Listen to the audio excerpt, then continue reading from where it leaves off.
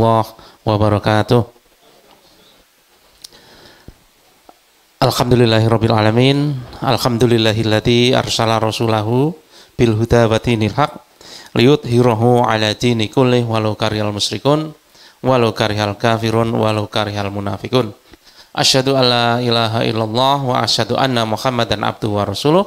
Allahumma shalli wa sallim wa barik ala sayyidina Muhammad wa ala alihi wa ashabihi wa man tabi'ahum bi ihsani ila yaumiddin. Alhamdulillahirabbil alamin. Bapak-bapak, teman-teman, ibu-ibu yang dirahmati Allah, kita patut wajib bersyukur kepada Allah karena atas berkat limpahan nikmatnya kita hari ini bisa ketemu lagi setelah libur kemarin satu pertemuan. Insya Allah kita lanjutkan hari ini Qadha Qadar. Sebelumnya kita sampaikan dulu sholawat salam kepada junjungan kita Nabi Agung Muhammad sallallahu alaihi wasallam. Semoga tidak hanya kita yang mengaku-ngaku sebagai umat beliau, tetapi beliau juga mengakui kita sebagai umatnya. Alhamdulillah.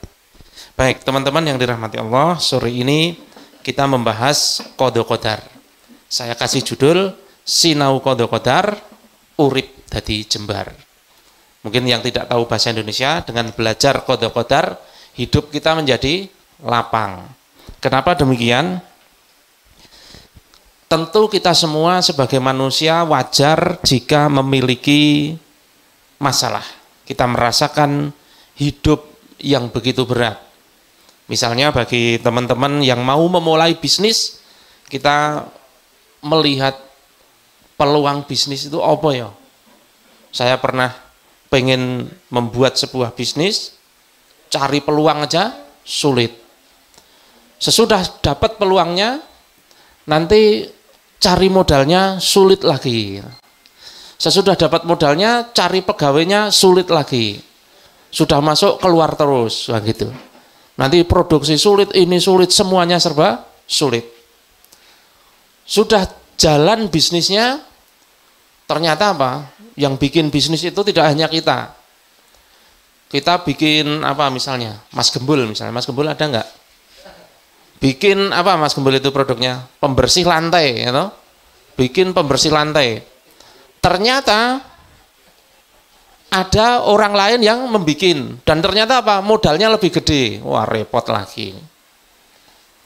Setelah persaingannya banyak, dampaknya apa? Omsetnya sedikit, peluangnya sulit, persaingannya sengit, omsetnya sedikit. Pokoknya yang serba it semua. Oke, sudahlah melewati itu. Mungkin ada teman-teman yang omsetnya sudah tidak sedikit, seperti Mas Agung itu misalnya, yang besok insya Allah akan memberi materi tentang sunatullah bisnis. Jadi karena apa? Diskusi dengan teman-teman ini mana ini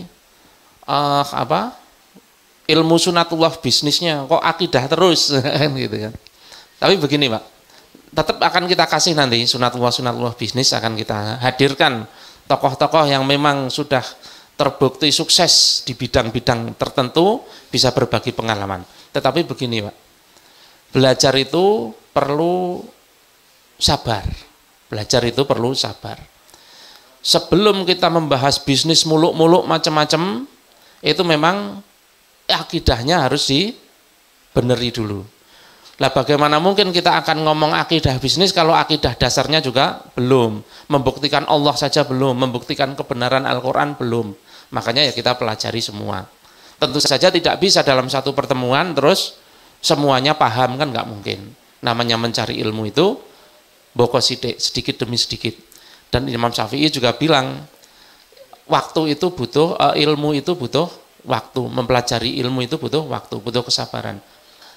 Tidak sekedar hanya diberitahu, tetapi juga butuh menep dalam bahasa Jawa itu. Perlu dienepke. Ilmu itu perlu dienepke agar kita tidak hanya tahu, tetapi kemudian menjadi paham.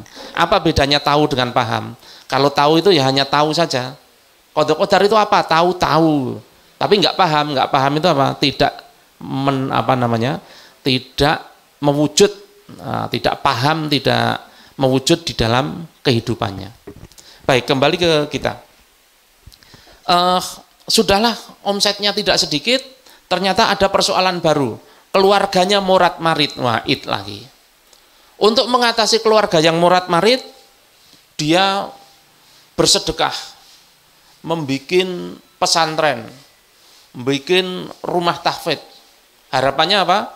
Bisnisnya lancar, keluarganya juga tidak morat-marit. Dan akhirnya apa? Dampaknya alhamdulillah, keluarganya juga tidak morat-marit. Sudah susah-susah berbuat baik, keluarganya tidak morat-marit, ada saja tetangga atau temannya yang julid. Nah, pokoknya it semua. Wes isinya itu. Ada yang merasakan itu? Ada? Banyak. Mungkin ada yang tidak tertulis di sini. Mungkin ada yang belum tertulis di sini. Ada masalah lain yang hanya Anda pribadi yang tahu. Saya yakin, 100% yakin bahwa setiap manusia itu pasti punya persoalan. Bisa jadi persoalan saya berbeda dengan persoalan panjenengan. Persoalan panjenengan berbeda dengan persoalan saya. Apa yang saya tulis tadi mungkin bagi panjenengan nggak ada masalah semua. Tetapi pasti ada masalah lain yang itu menjadi beban panjenengan. Karena apa? Karena manusia itu tempatnya pusing dan mumet. Bukan tempatnya salah dan lupa. Tempatnya pusing dan mumet. Apa bedanya pusing dan mumet? Ada yang tahu bedanya pusing dan mumet? Apa bedanya pusing dan mumet? Pusing itu bahasa Indonesia, mumet itu bahasa Jawa, gitu aja kok pusing. Memang dasar wong mumet itu ya apa-apa digawe mumet kan gitu. Padahal Allah telah menegaskan bahwa orang-orang beriman dan beramal soleh tidak akan takut, tidak akan sedih. Jenenge wong mumet itu kan isinya takut karo sedih. Mumet itu apa sih misalnya? Misalnya jenengan punya bisnis, ternyata omsetnya tidak sesuai yang diinginkan. Bayar pegawai tombok, itu apa? Mumet kan? Sedih kan? Sedih antara pemasukan dan pengeluarannya ora cucuk, itu sedih. Kalau takut itu apa? Takut itu khawatir. Bedanya apa? Kalau takut itu sesuatu yang belum terjadi, kalau sedih itu sesuatu yang sudah terjadi. Kayak misalnya omset tidak sesuai harapan, itu kan sudah terjadi. Maka mumet, sedih. Atau sesuatu yang belum terjadi. Wah, sesok nek anaknya saatnya mlebu sekolah terus nggak punya uang pendaftaran piye? Nah, itu takut. Kalau sedih itu sesuatu yang sudah terjadi. Kalau takut itu yang belum terjadi. Ah, sesok nek anaknya mlebu rumah sakit terus piye? Nah, itu takut. Sesok nek bojone dilirik tanggane piye? Itu takut. Padahal Allah sudah menegaskan bahwa bagi orang-orang beriman dan beramal soleh, dia tidak akan takut dan tidak akan sedih. Mari kita lihat ayatnya. Yang pertama, ada banyak, sekitar 14 ayat yang Allah mengatakan bahwa orang-orang beriman itu tidak akan takut dan tidak akan sedih.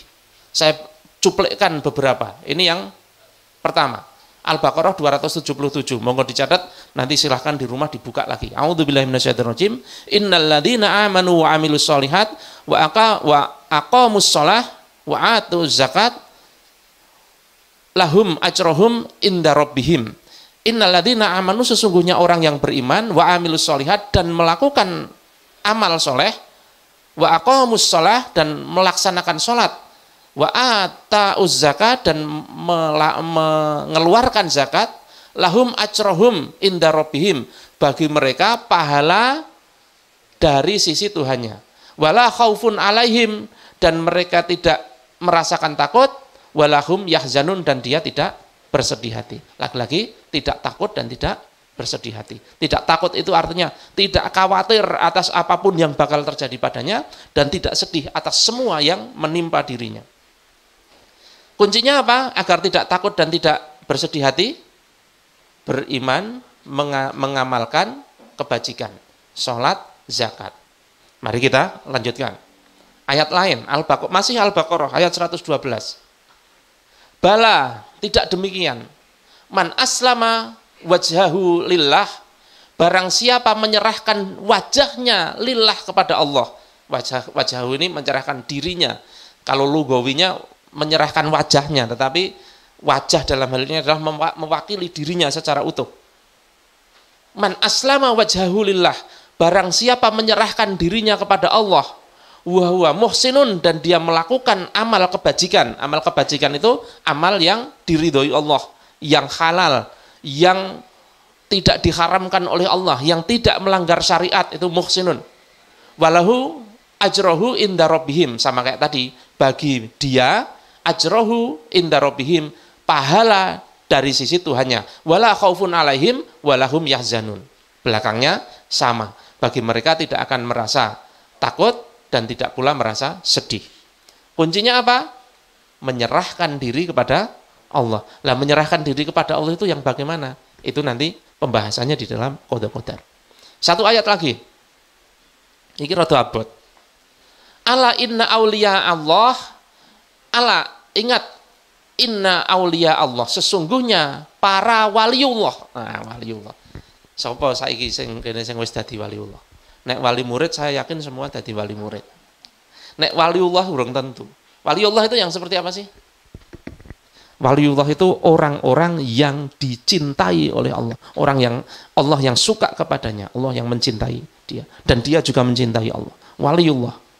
Ala inna waliullah, sesungguhnya waliullah la khaufun alaihim walahum yahzanun. Tidak ada rasa takut bagi mereka dan tidak ada rasa sedih bagi mereka. Kuncinya apa? Menjadi waliullah. Kira-kira jenengan bisa nggak mencapai taraf menjadi waliullah? Allah alam, kita coba. Baik, kita mencoba memulai qada qadar. Kenapa? Karena qada qadar ini sesungguhnya adalah rahasia besar semesta yang mampu menjadikan manusia tidak merasakan takut dan sedih. Kuncinya di sini. Kenapa? Karena qada qadar ini bagian dari akidah, bagian dari rukun iman. Tadi yang pertama kan beriman, beramal soleh. Lah iman yang mana? Iman kepada Allah toh tidak semata-mata itu. Iman kan sudah disebutkan tadi sama Mas Dimas sama Mas Tano. Iman kepada Allah, iman kepada malaikat, iman kepada kitab, Al-Quran, kepada hari akhir. Qada qadar lah, qada qadar ini. Di sini rahasianya. Inilah akidah yang membahas qada qadar, inilah yang akan menjadikan dia tidak lagi merasa takut dan tidak lagi merasa sedih. Dan itu tidak hanya penghiburan saja, tapi benar-benar masuk akal. Nanti kita akan buktikan. Mari kita pelajari qada qadar. Kita mulai dari ini. Ada satu pertanyaan.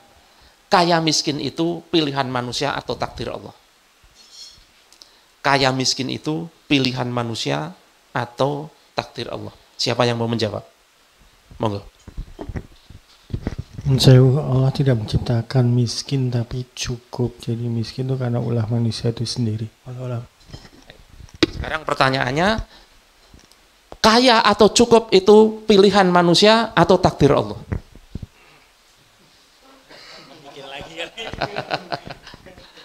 Monggo. Betul. Memang Allah tidak pernah memberi kemiskinan, Allah mencukupkan. Nah, sekarang pertanyaannya, manusia kaya atau cukup itu pilihan manusia atau takdir Allah? Siapa yang mau menyampaikan pandangannya? Monggo silakan. Seperti biasanya, dapat door prize. Nah, monggo. Kalau di surat Al-Fajr ayat 15 sama 16 itu, di mana dikatakan surat ayat 15-nya, kalau manusia diberi rezeki lebih itu merasa bahwa itu prestasi dirinya. Allah memuliakan aku, padahal tidak, itu ujian. Sedangkan kalau dia disedikitkan rezekinya, maka dia akan bilang Allah menghinakan aku. Jadi kalau dari situ saya bisa dibilang itu sudah takdir dari Allah. Allah. Kaya miskin itu sudah takdir dari Allah. Ada yang berpendapat lain? Kaya miskin sudah takdir dari Allah. Kita lanjutkan. Pertanyaannya nanti masih banyak. Jika memang takdir Allah, mengapa orang kaya masih perlu bekerja? Jika memang kaya itu takdir Allah, kenapa jenengan tidak cukup duduk-duduk saja? Monggo. Itu salah satu ujiannya, jadi kita diharuskan untuk tetap berikhtiar, di mana membuktikan sejauh mana orang yang berikhtiar sebagaimana orang yang menjadi penonton atau menjadi pemain itu. Kira-kira kalau dia duduk-duduk saja tetap kaya no mboten?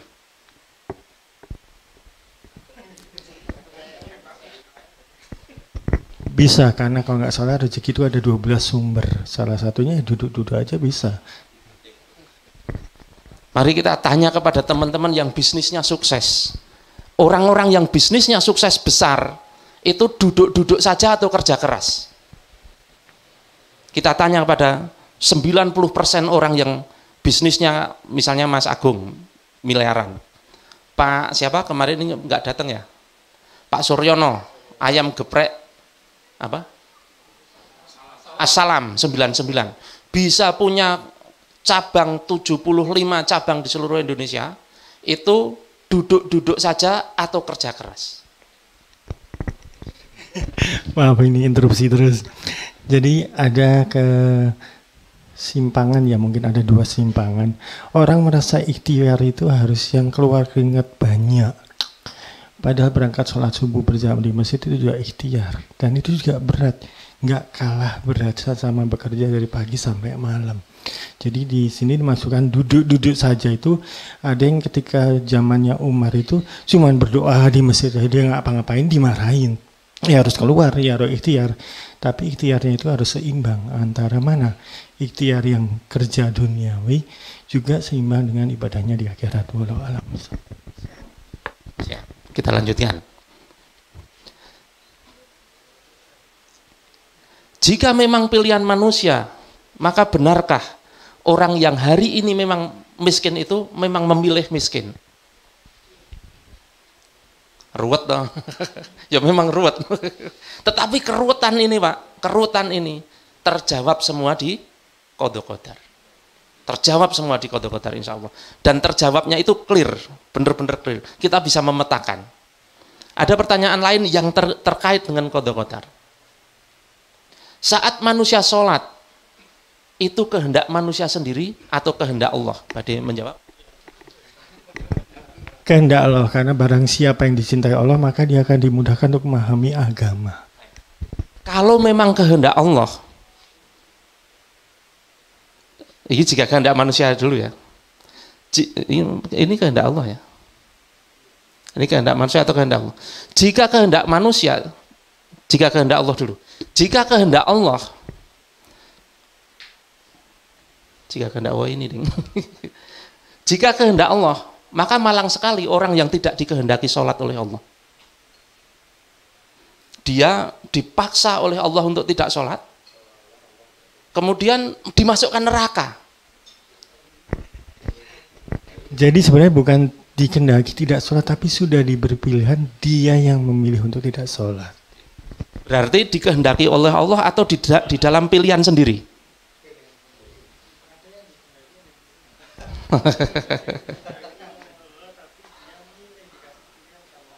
Ya, sholat tadi itu jenengan menjalankan sholat itu pilihan jenengan sendiri atau dalam kehendak Allah?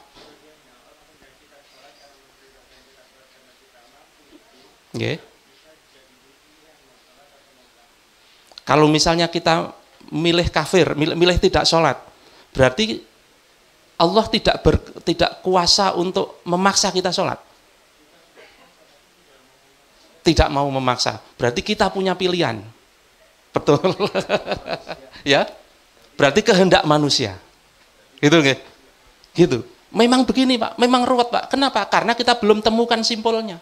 Kenapa? Karena pertanyaannya itu campur baur. Dan itu memang pertanyaan-pertanyaan itu diberikan kepada muslimin dan secara campur baur.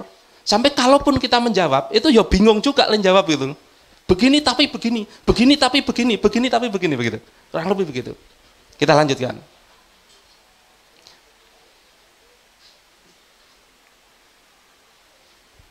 Satu lagi. Benarkah semua sudah ditulis di Lauhul Mahfuz? Betul? Betul ya? Benarkah semua sudah ditulis di Lauhul Mahfuz? Jika ada manusia yang sudah ditulis di Lauhul Mahfuz bakal menghuni surga, maka untuk apa dia beramal soleh?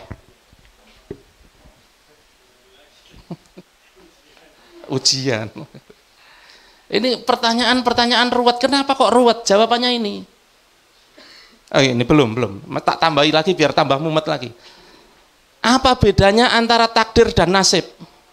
Ini khusus orang Jawa. Nek orang Arab orang no takdir ono nasib itu apa. Tapi nek orang Jawa ditambahi ruwet dengan ini, takdir dengan nasib. Semakin dikaburkan dengan pertanyaan perbedaan antara takdir dan nasib. Nek takdir kuwi iso diubah, nek nasib ora iso diubah, dan lain sebagainya. Orang Jawa sering menerangkan begitu toh. Nek jodoh takdir atau bukan? Jenengan berumah tangga dengan istri yang jenengan sekarang itu Itu takdir atau bukan? Takdir atau bukan? Takdir. Tapi kok milih dewe waktu kuwi? Kok orang milih liyane?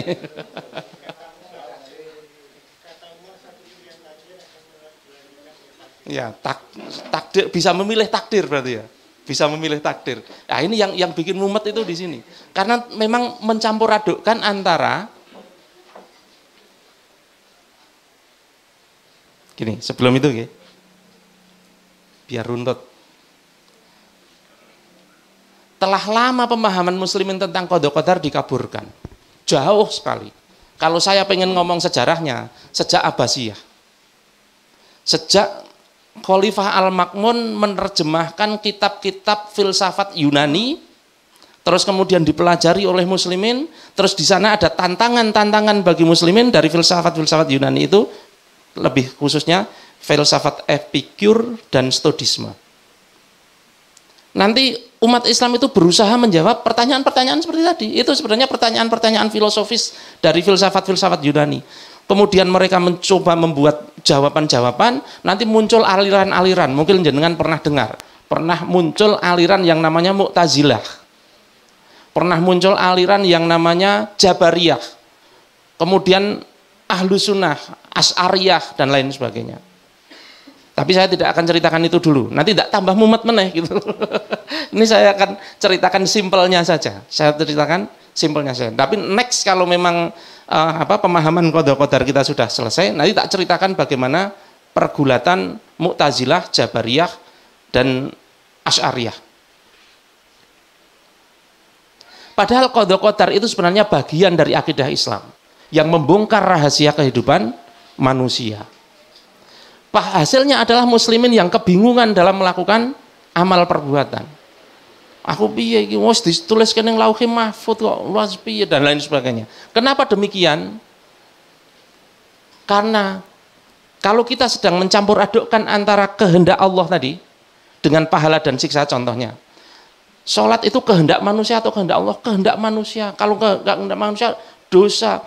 Tapi kalau tidak dipaksa berarti tidak sesuai dengan kehendak Allah. Ya Allah berkehendak dan lain sebagainya. Itu campur aduk. Harusnya pembahasan yang berbeda. Bukan satu pembahasan yang berbeda. Tentang Lauhul Mahfuz dan ilmu Allah. Amal dan mencampur adukkan antara Lauhul Mahfuz dengan amal dan perbuatan manusia. Lauhul Mahfuz menceritakan tentang seseorang sudah ditulis sebelum lahir, dia sebelum terlahir. Surga dan nerakanya itu sudah tertulis di Lauhul Mahfuz. Terus kemudian dicampur adukkan dengan nek ngono rasa beramal. Itu kan mencampur adukkan antara Lauhul Mahfuz dengan amal. Padahal simpelnya begini. Lauhul Mahfuz itu ilmu Allah. Allah itu mengetahui segala sesuatu meskipun belum terjadi. Kalau bagi Allah itu semua sudah terjadi. Kalau bagi manusia kan ada yang belum terjadi, ada yang sudah terjadi. Karena manusia terikat dengan hukum waktu. Tapi kalau Allah kan enggak. Maka bagi Allah tidak ada yang belum terjadi, itu tidak ada. Maka Allah tahu benar bahwa si fulan itu besok masuk surga. Bukan berarti Allah memaksa si fulan masuk surga, bukan. Tapi Allah sudah tahu duluan gitu loh. Sudah ditulis di Lauhul Mahfuz, sudah tahu duluan, bukan memaksa. Sementara iradah Allah, kehendak Allah, Allah itu juga punya kehendak. Dan kehendak, nah kita masuk ini. Kita masuk ke materi. Mari kita lihat faktanya. Ketika Anda bersedekah, jujur saja, hal itu dipaksa atau kemauan sendiri? Kemauan sendiri. Ya mungkin ono yang dipaksa. Tetapi kita bisa merasakan toh, ini dipaksa atau kemauan sendiri itu kita bisa merasakan kan? Termasuk sholat tadi. Ini sholat demi maratuwa apa sholat karena itu kan kita bisa merasakan sendiri. Pakai pemikiran kita bisa membedakan. Ini amal ini saya lakukan dengan terpaksa atau dengan sukarela. Contohnya, di depan meja kita ini ada dua minuman, satu air putih, air bening, satunya kopi. Itu saya punya kebebasan penuh untuk ngambil yang mana. Karena sama-sama mubah ya terserah mau diambil yang mana. Coba kalau satunya khamr. Kemudian saya minum khamr, a'udzubillahi min dzalik. Ketika seseorang minum khamr, itu dipaksa oleh sesuatu yang lain atau pilihan dia sendiri ketika seseorang minum khamr? Pilihan sendiri kan. Seperti halnya sholat tadi. Ketika dia sholat itu pilihan dia sendiri. Jenengan mau melangkahkan kaki ke tempat maksiat atau melangkahkan kaki ke tempat pengajian, ke masjid, itu keputusan panjenengan sendiri. Faktanya begitu. Minimal kita sendiri bisa menilai apakah kita dipaksa atau tidak. Itu kita bisa menilai. Ketika Anda bermaksiat, naudzubillah min dzalik, hal itu karena Anda dipaksa atau kemauan sendiri. Kita bisa menilai, Pak. Jujur aja kita bisa menilai. Tetapi ada juga yang seperti ini. Ketika Anda terlahir laki-laki atau perempuan, hal itu dipaksa atau pilihan Anda sendiri. Jenengan terlahir laki-laki atau perempuan? Laki-laki ya. Dipaksa atau milih? Aku tak milih laki-laki aja, Pak. Dipaksa atau pilihan? Dipaksa. Faktanya memang ada dua. Yang terjadi di dalam diri kita faktanya ada dua. Ada yang kita milih sendiri, ada yang kita dipaksa. Memang lebih banyak yang dipaksa sebenarnya. Sebenarnya lebih banyak yang dipaksa. Tetapi ada juga dalam wilayah-wilayah tertentu yang Allah berkehendak agar kita memang punya kehendak gitu loh. Jadi itu tidak kemudian mempersempit kehendak Allah, bukan. Kalau manusia punya kehendak, apakah berarti kehendak Allah terbatas? Ya enggak. Ya Allah memang punya kehendak agar kita punya kehendak dalam batas-batas tertentu. Misalnya begini.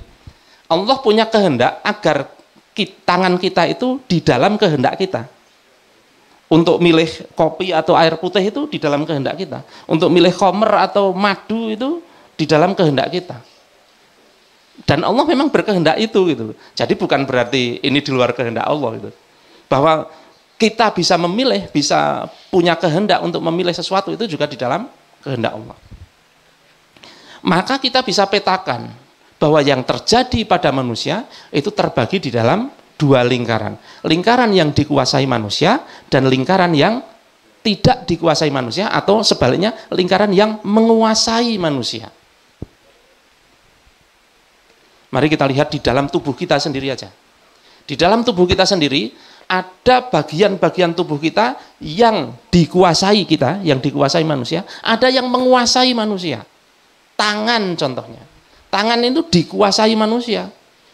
Meh nggih napuk, meh nggih sapu nyapu itu ya di dalam kekuasaan manusia. Nek melek, nek turu ya enggak. Nek turu mbuh tangane ning ndi gitu, itu di luar kehendak manusia. Dalam kondisi tidur. Sama-sama tangan loh ya. Dalam kondisi melek dan kondisi tidur itu pun beda. Kemudian ada bagian lain yang benar-benar di dalam kendali Allah. Benar-benar menguasai manusia. Contohnya apa? Jantung. Jenengan nggak berkuasa atas jantung. Justru jantung itulah yang menguasai panjenengan. Padahal itu berada di dalam tubuh panjenengan. Faktanya begitu. Hanya di dalam tubuh kita saja kita bisa membedakan. Ada hal-hal yang kita kuasai, yang di dalam kekuasaan manusia. Ada hal-hal yang tidak kita kuasai. Hal-hal yang justru menguasai manusia. Gitu nggak? Faktanya begitu. Nah nanti mari kita biar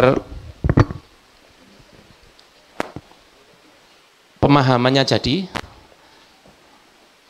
ini yang dikuasai, ini yang menguasai. Monggo silahkan beri contoh yang dikuasai manusia.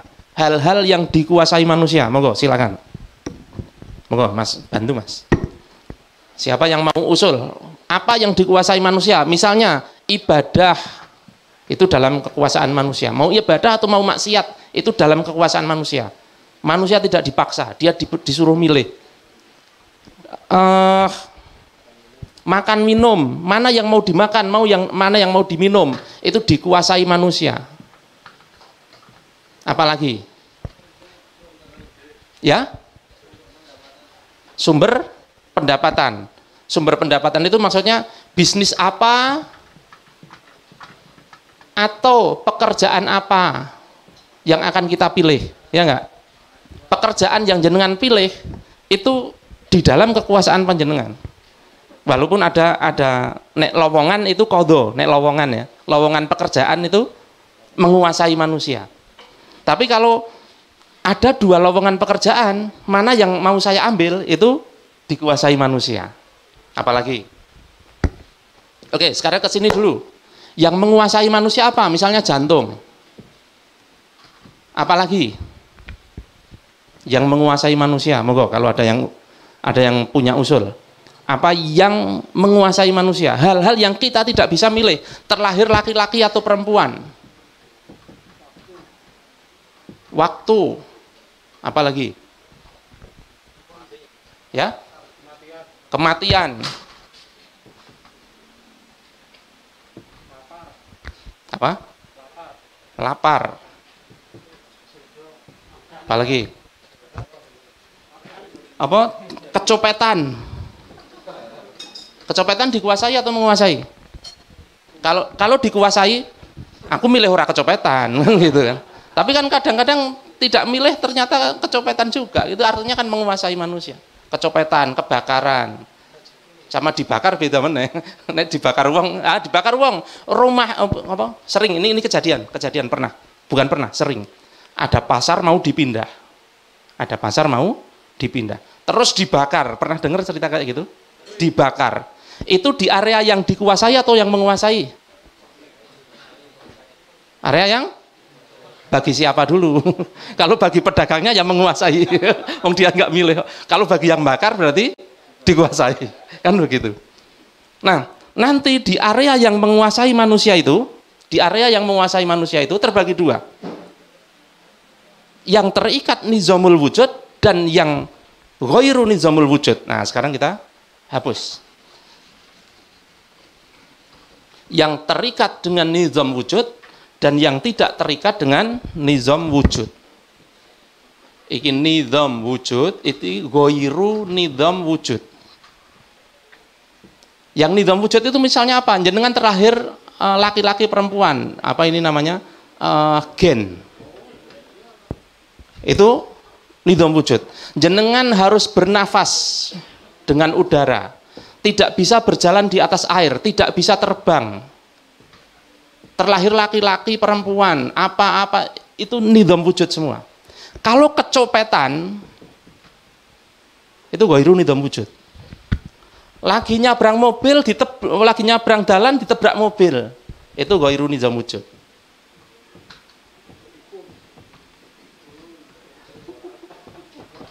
Tertikung.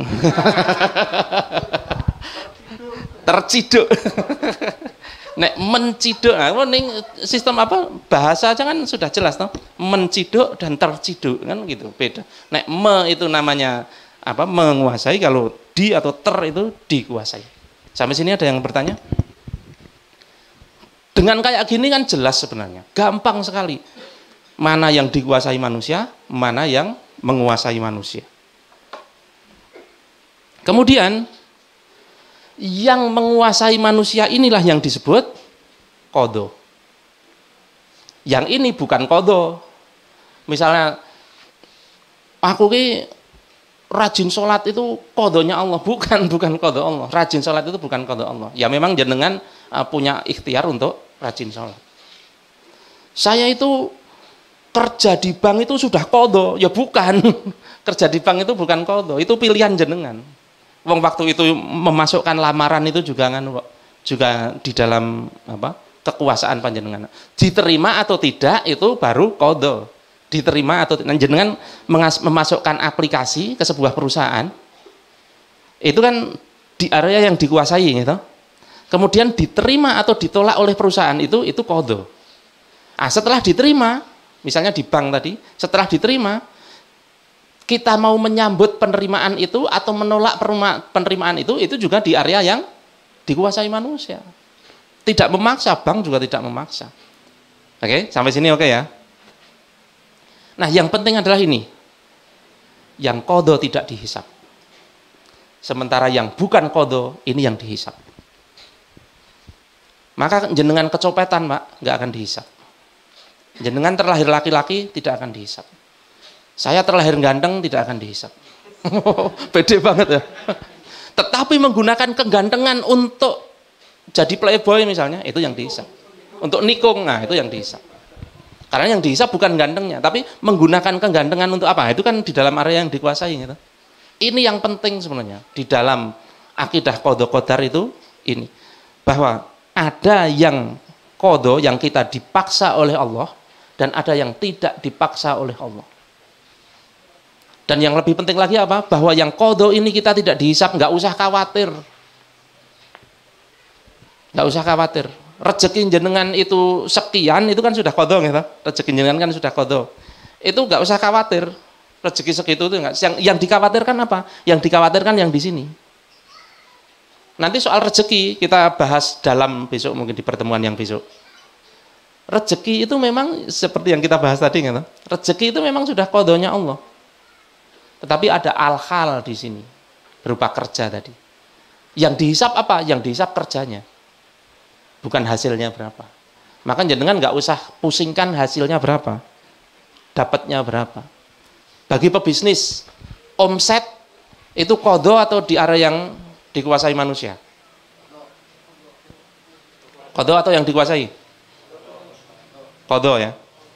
Berarti omset berapa itu jenengan nggak usah pusing. Nggak akan dihisap omsetnya berapa. Cuma dalam rangka mencapai omset segitu, upayanya pakai apa, nah itu yang dihisap itu. Maka yang perlu dipusingkan itu justru yang ini. Nah kita itu seringkali kuwalik. Yang dipusingkan yang qadha-qadhanya Allah ini dipusingkan terus. Padahal itu di luar kekuasaan kita, kok malah pusing gitu. Nah nanti ada rahasianya, bagaimana cara menghadapi qadha ini. Qadha itu artinya apa sih? Qadha itu artinya adalah keputusan Allah. Allah memutuskan banyak hal bagi kita. Memutuskan A, memutuskan B, memutuskan C, memutuskan D. Yang penting adalah ini, bagaimana panduan bagi muslimin dalam mensikapi qadha dan yang bukan qadha. Ini yang penting. Bagaimana panduan bagi muslimin dalam mensikapi apa-apa yang sudah qadhanya Allah dan apa-apa yang bukan qadhanya Allah. Yang pertama, terhadap qadha Allah, muslimin wajib ridho dan sabar serta husnudzon pada Allah bahwa semua keputusannya, semua keputusan Allah adalah yang terbaik bagi kita. Muslimin tahu benar. Semua yang sudah, makanya nanti tidak takut dan tidak sedih itu kuncinya di sini. Kenapa? Karena dia tahu benar yang terjadi pada dia sudah qadhanya Allah. Yang bakal terjadi kelak juga sudah qadhanya Allah. Dia nggak akan sedih. Kalau memang Allah sudah tetapkan begitu, mosok jenengan meh protes karo Gusti Allah. Percuma, protes pun nggak akan diterima. Yang bisa dilakukan apa? Mengambil pelajaran dari qadha itu. Mari kita lihat ayatnya. Al-Baqarah 155. A'udzubillahi minasyaitonirrajim. Walanabluwannakum bisai'im minal khaufi wal ju'. Walanabluwannakum, dan kami pasti akan menguji bisai'im dengan sesuatu minal khaufi wal ju', dengan sedikit ketakutan dan kelaparan. Wa naqsim minal anwali wal anfusi wasamarat, dengan kekurangan harta, kekurangan jiwa dan buah-buahan. Ujian manusia itu apa ya? Kuwi-kuwi wae sebenarnya kan. Dengan sedikit ketakutan akan kelaparan. Wes sesuk piye ora iso mangan gitu kan. Kekurangan harta, wes kekhawatirannya itu cuma itu aja sebenarnya. Terus kemudian nek bojone mati piye, nek sing wong wedok, nek ibu-ibu, oh nek suamiku meninggal terus piye? Terus sing makani aku sapa? Kekhawatiran seperti itu kan. Padahal rezeki yang jamin bukan suami kan begitu. Rezeki yang jamin Allah. Maka orang akan ditakut-takuti dengan ini, dengan ujian-ujian berupa kelaparan, kekurangan harta, kekurangan jiwa dan buah-buahan. Babasyir sabirin, dan sampaikanlah kabar gembira kepada orang-orang yang sabar. Sabar apa? Sabar menghadapi qadha berupa kelaparan, sabar menghadapi qadha berupa kekurangan harta, sabar menghadapi qadha berupa kehilangan jiwa, sabar berupa qadha kekurangan buah-buahan. Ya, perintahnya jelas dari Allah. Piye nek sedang dalam kondisi seperti itu, sabar. Begitu aja. Jenengan ora sabar pun nggak akan menyelesaikan masalah kok. Misalnya ya, bisnis omsete seret nombok, terus jenengan nggak sabar. Kira-kira nek nggak sabar, itu bulan depan omsetnya ningkat atau enggak? Enggak makan. Percuma, Pak. Justru panjenengan akan memperruwet diri sendiri gitu. Justru setelah ruwet, jenengan semakin tidak bisa berpikir jernih, semakin tidak bisa memikirkan strategi-strategi yang tepat dan lain sebagainya. Maka kuncinya apa? Ya sabar. Dan pasti di balik itu ada kebaikan. Di balik qada Allah berupa yang mungkin dalam pandangan kita kurang baik, sesuatu yang ya bagi kita kurang lah, jenenge kekurangan harta itu kan musibah itu kan.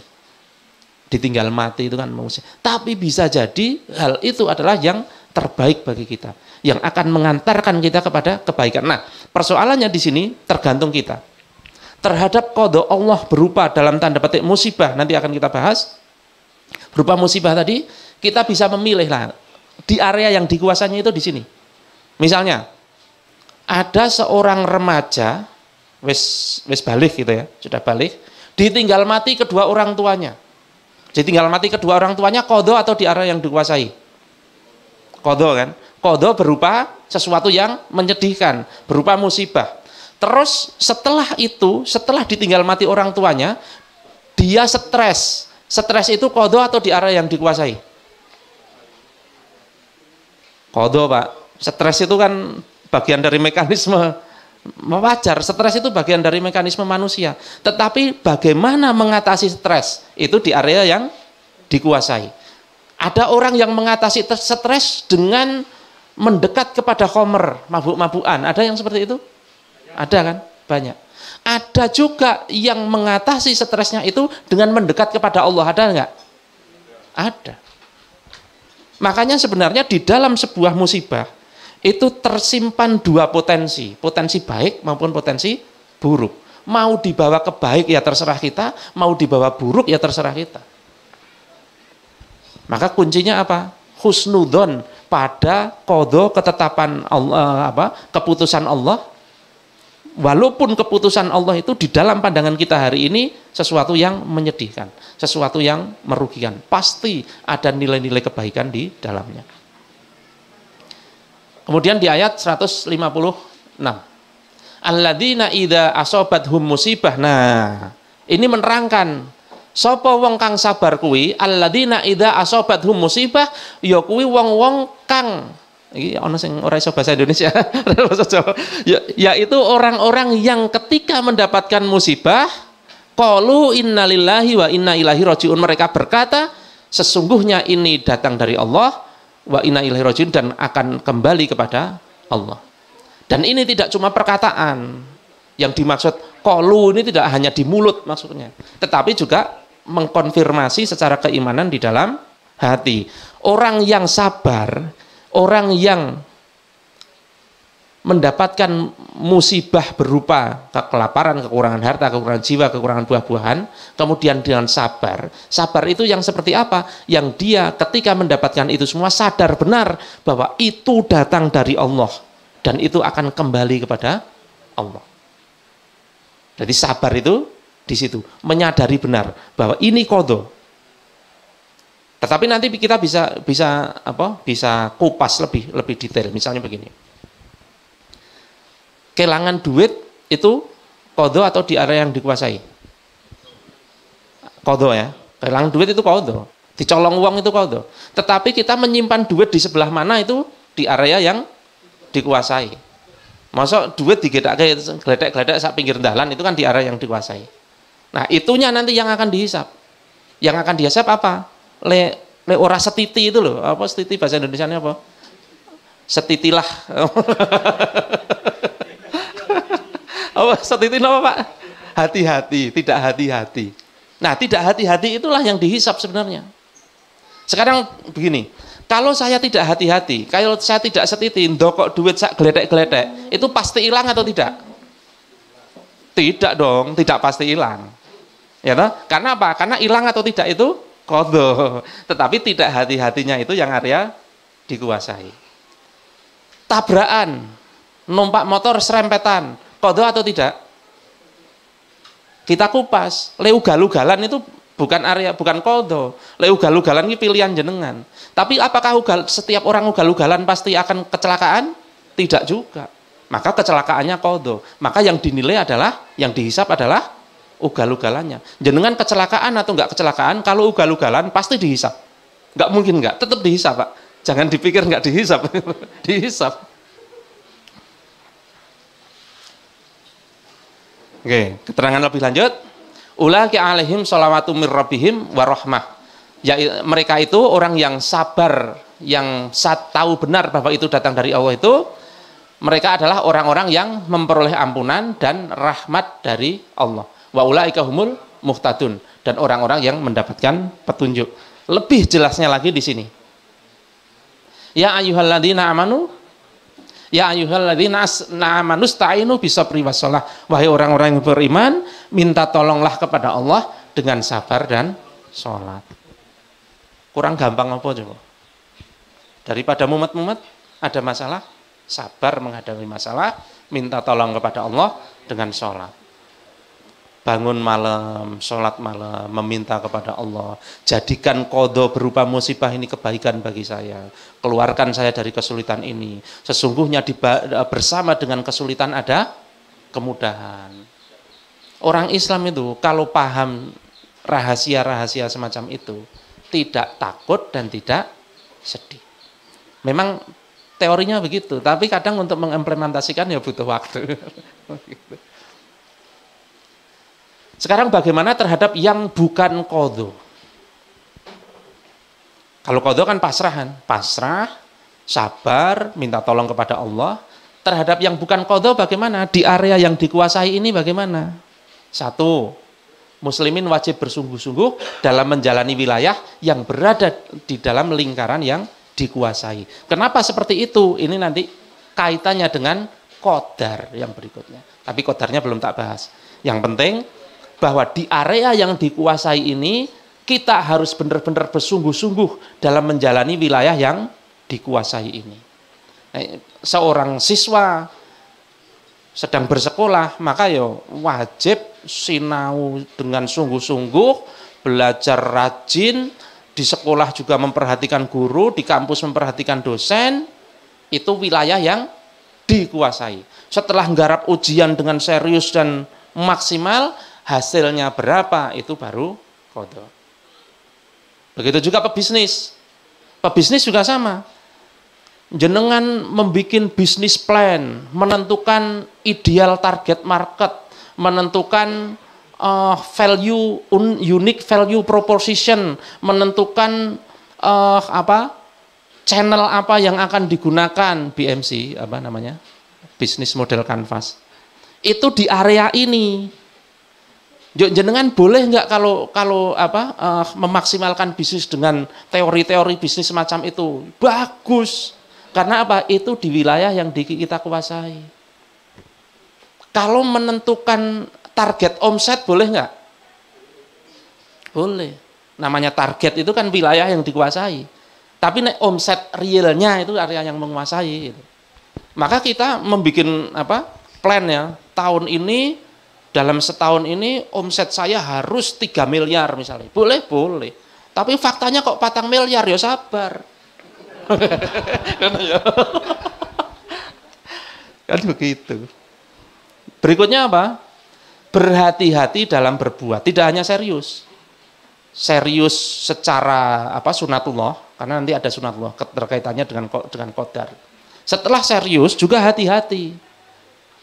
Kenapa? Karena semua akan dihisab. Disinilah kita harus khawatir, itu di sini. Bukan di qadha, yang dikhawatirkan itu di sini. Sesuai syariat atau enggak. Karena kalau enggak sesuai ya jelas akan dihisab. Mari kita lihat ayatnya. Fa'idha faraqta fansab. Maka apabila telah selesai dari suatu urusan, tetaplah serius, tetaplah bekerja keras untuk urusan yang lain. Banyak kita dituntut seperti itu. Enggak ada perintah di dalam Al-Quran, wahai muslimin, bermalas-malasanlah. Enggak ada. Muslimin itu apa? Rajin, semangat, serius. Maka kalau setelah hijrah kok malah bisnisnya lembek, wah aku pasrah aja kepada Allah, enggak, bukan begitu. Justru setelah hijrah itu tahu benar qadha-qadar, justru wilayah yang dikuasai semakin diseriusi. Tetapi perkara nanti hasilnya seperti apa, pasrah, sabar, kan begitu. Nah, ini terkait yang hisab tadi, surat Al-Zalzalah, pasti teman-teman sudah tahu.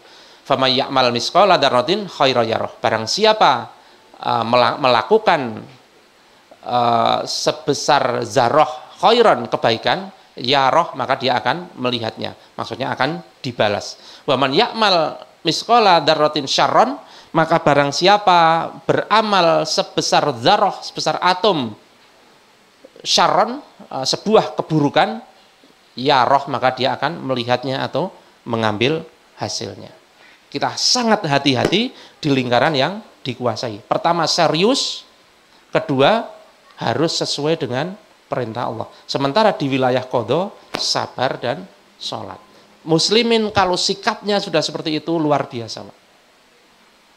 Dia berani bertarung, berani bersaing dengan nuwun sewu ya, pesaing-pesaing kafir berani. Karena apa? Nanti masuk ke tawakal lebih keren lagi. Kita punya backing Allah, mereka nggak punya. Mereka punya backing mungkin pemerintah, punya backing apa? Kita backingnya langsung Allah. Itu kita bahas di bab tawakal, bagian dari qadha qadar juga. Oke, sampai sini ada pertanyaan tentang qadha. Setelah itu kita lanjutkan ke qadar. Manjada wajada. Barang siapa jadai bersungguh-sungguh, maka dia akan mendapatkannya. Ya betul, ya memang begitu. Memang begitu. Nanti itu sebenarnya di tawakal. Faida azamtu fatawakal 'ala Allah. Apabila kamu sudah berazam pada sesuatu, maka bertawakallah pada Allah. Wa idza tawakkal 'ala Allah fa huwa hasbuh. Kalau kamu sudah bertawakal kepada Allah, maka Allah akan mencukupi. Nah, tawakal itu seperti apa? Nanti kita bahas. Karena tawakal itu tidak hanya sekedar pasrah, tetapi terikat dengan ini juga di area yang dikuasai. Seperti hadis yang ikil hawa tawakal, yang orang Badui meninggalkan unta itu loh. Itu tapi kita bahas besok. Oke, sampai sini ada lagi? Soal qadha ada lagi? Contoh kasus. Kalau ada orang pacaran, kasus kemarin ya, ada orang pacaran, si cewek itu, kemudian hamil, kemudian digugurkan, kemudian minum racun, kemudian mati. Dosa atau enggak? Dosa atau enggak? Ya? Tumpuk-tumpuk. Monggo, silakan. Ya. Apa saja? Yang dosa apa saja? Ya, sebelumnya maaf nanti kalau kurang tepat. Maksud saya tumpuk-tumpuk di sini jelas itu yang bukan qadha itu banyak, itu kan pilihan ya.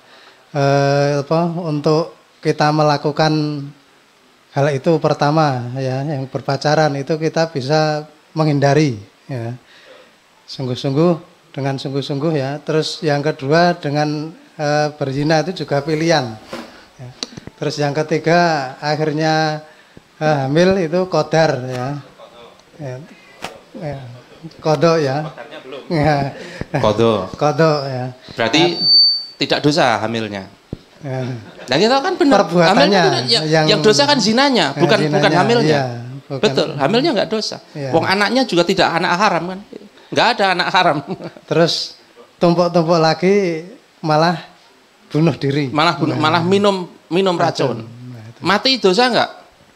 Tidak dosa. Tidak Matinya tidak dosa. Yang mati apa? Minum Bunuh racunnya darahnya. itu yang mati, Ya. yang dosa, gitu. Ya. Berarti bisa nih kita kupas bisa kan? Dengan seperti ini kita jadi jelas endi sing dosa, endi sing ora. Nah, sekarang di samping jenengan iso menghisap wong liya, menghisap diri sendiri juga bisa. Kan gitu kan. Mana ini saya yang dosa, mana yang tidak. Ora usah domongke wong liya ora apa-apa, tapi nanti direnungkan. Wah, iki dosa iki aku. Kenapa? Karena iki dalam kekuasaanku kok kan gitu. Bisa nggih? Bisa nggih teman-teman semua bisa nggak? Ini jadi muhasabah kita semua. Ya termasuk saya. Saya juga sama, tetap saja masih kadang-kadang ya ono yang luput itu. Ada lagi? Ada lagi pertanyaan tentang qadha? Sudah nggih? Kita ke qadar. Jam berapa ini, Mas? Oke, 5:05. Kita lanjutkan ke qadar. Oke, jam 5. Kita lanjutkan ke qadar. Qadar itu apa? Mari kita lihat. Kalau secara bahasa, qadha itu adalah keputusan Allah, qadar itu ketetapan Allah. Ketetapan yang seperti apa? Allah telah menetapkan khosyat. Khosyat itu bahasa Indonesianya khasiat. Khosyat pada semua hal yang Dia ciptakan. Allah menciptakan apapun itu ada khosyatnya. Ada kadarnya. Air punya kadar masing-masing. Api punya kadar masing-masing. Di dalam kadar air itu ada khosyat tertentu, di dalam kadar tertentu bisa memadamkan api. Sebaliknya, api punya khosyat tertentu, di dalam kadar tertentu bisa mengubah air menjadi uap dan lain sebagainya. Tanah memiliki kadar untuk menghidupkan tumbuhan. Udara memiliki khosyat untuk bisa dihirup kemudian mengangkut sari-sari makanan yang ada di dalam paru-paru dialirkan lewat darah ke seluruh tubuh dan lain sebagainya. Allah sudah menciptakan khosyat-khosyat di dalam semua yang Dia ciptakan. Ini yang disebut qadar. Di dalam setiap qadar, di dalam setiap khosyat terdapat qobiliyah atau potensi-potensi. Api punya potensi untuk membakar. Besi yang dipipihkan sampai pipih banget, yang kita kemudian sebut pisau atau pedang, punya potensi untuk memotong.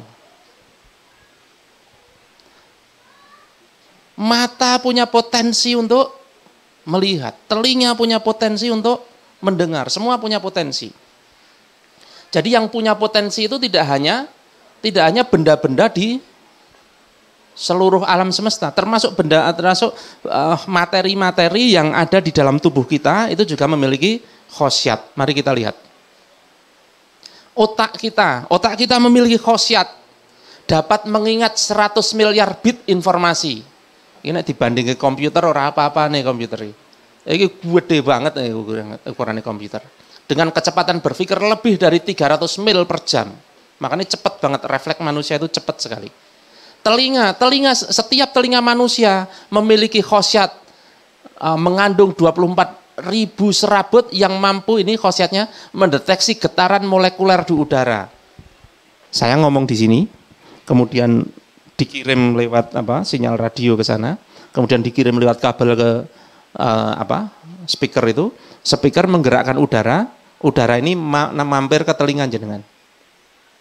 Nah, telinga jenengan ini memiliki khosyat untuk bisa menerjemahkan gelombang di udara itu dikirim ke otak. Jantung juga memiliki khosyat yang demikian. Mata memiliki khosyat demikian, hidung memiliki khosyat demikian, mulut memiliki khosyat, tulang semuanya memiliki khosyat. Tidak ada yang tidak. Dan khosyat-khosyat itu Allah yang tentukan, bukan karena kehebatan benda itu sendiri. Api bisa membakar, itu bukan karena apinya itu sendiri, tetapi karena Allah menyematkan khosyat membakar pada api. Dan Allah berhak, Allah bisa, Allah mampu mengangkat khosyat itu kapanpun. Contohnya ketika Nabi Ibrahim dimasukkan ke api oleh Raja Namrud, khosyat membakar pada api Allah ambil, maka nggak kebakar. Terserah Allah dong. Tapi pada umumnya Allah tidak akan mengambil khosyat-khosyat itu dalam kejadian-kejadian biasa. Hanya dalam mukjizat-mukjizat saja Allah ambil khosyat itu. Dan khosyat-khosyat itu tidak akan bisa hilang oleh manusia. Tidak akan bisa hilang dengan doa, ya Allah semoga saya tidak terbakar api. Nggak bisa, tetap kebakar. Nabi Ibrahim tidak terbakar api itu bukan karena Nabi Ibrahim sakti, tapi karena Allah kehendaki. Pada waktu itu saja. Hari lain Nabi Ibrahim kena api, ya panas, tetap aja begitu. Yang tidak itu ya pas itu aja gitu. Khosyat air untuk menutup seluruh isi wadah. Kalau laut ya berarti menutup seluruh cekungan itu. Itu ketika Nabi Musa mau lewat itu diambil khosyatnya oleh Allah, maka sampai kemudian terbelah. Itu karena apa? Allah ambil khosyatnya saat itu. Itulah khosyat-khosyat. Nah, khosyat itu tidak dihisap. Jenengan punya mata, mata jenengan bisa melihat, tidak dihisap. Jenengan punya telinga, telinga jenengan bisa mendengar, tidak dihisap. Cuma persoalannya, manusia memiliki pilihan bebas dalam memanfaatkan potensi dari khosyat-khosyat tersebut. Pilihan manusia inilah yang akan dihisap.